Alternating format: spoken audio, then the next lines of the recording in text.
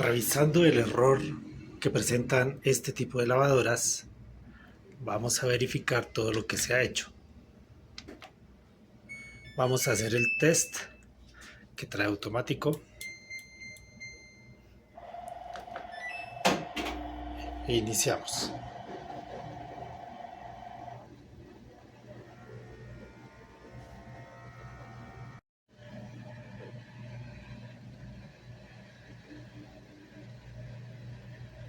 Continúa después de unos minutos correctamente.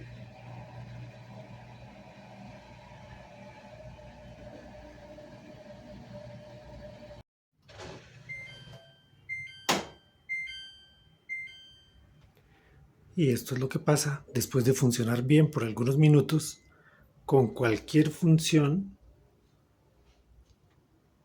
Llega un momento en que se detiene. Como estamos en el test, nos saca el error 3E2. En el manual dice que el error puede ser problema de la tarjeta o de el sensor Hall. Ya le cambié el sensor Hall y el problema persistió. Entonces seguí investigando a ver qué podría ser y deduje que podría ser recalentamiento del chip. Acá en donde está este disipador está el chip que controla las funciones. Entonces le instalé un ventilador para ayudar a enfriar ese disipador.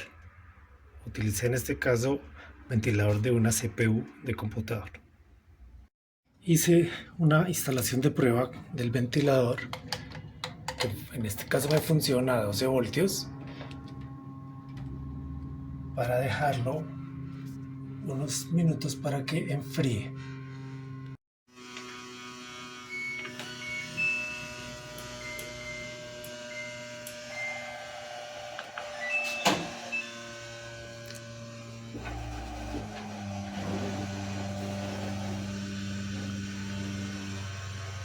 Y ya está funcionando.